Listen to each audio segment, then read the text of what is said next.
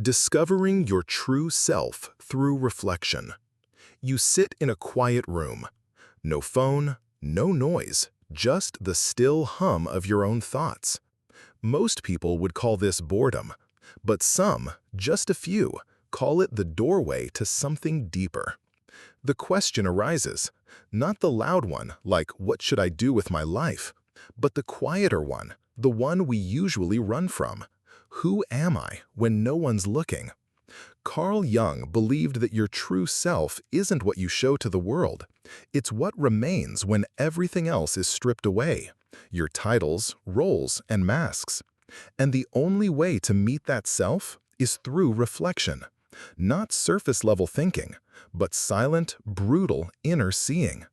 Carl Jung called it the shadow, the part of ourselves we deny, avoid, or bury. Not because it's evil, but because it's inconvenient to our image.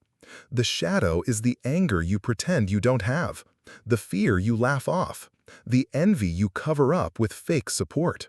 Until you make the unconscious conscious, it will direct your life and you will call it fate. Carl Jung. We think we're making choices freely, but often it's our unexamined wounds, our inherited beliefs, our unmet fears that are choosing for us. And reflection, deep, uncomfortable reflection, is the only way to change that. In a world that rewards noise, silence feels like weakness. But in truth, silence is a mirror. Not a polished, flattering mirror, but one that shows everything. The good, the hidden, the broken. This is why most people avoid reflection. Because true reflection isn't about finding affirmations. It's about facing contradictions. You think you're kind, until silence shows you the resentment you've carried for years. You think you're strong, until you realize how much you're afraid of being alone. And yet, that's where growth begins. Not in fixing, but in seeing. Jung called the social mask we wear every day the persona. It's who we pretend to be to function. The calm manager, the smart student, the funny friend.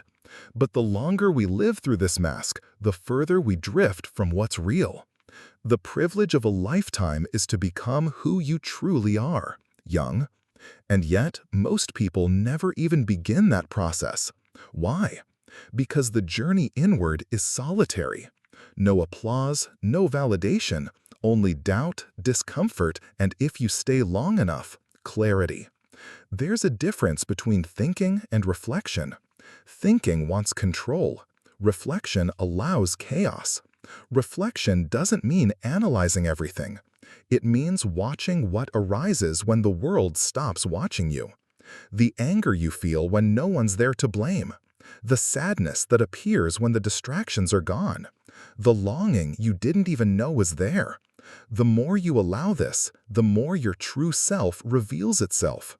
Not as something to create, but as something that was buried, waiting. Most people touch the edge of reflection and retreat. They say, "This is too heavy. This can't be me. I thought I was over this." But reflection is not about comfort. It's about returning to the parts of you that were exiled and saying, "I see you. You're mine too." That's the beginning of integration. Not to fix the shadow, but to stop pretending it doesn't exist. Your true self isn't something loud. It doesn't need to convince, impress, or prove. It just is. But you'll never find it by scrolling, performing, or running. You'll only meet it in stillness. Jung didn't promise that the journey inward would be easy. He promised it would be worth it. So the next time you're alone, and the silence feels unbearable, stay. Not because it's comfortable, but because it's true. Your true self is not who you think you are. It's who you've been avoiding all along.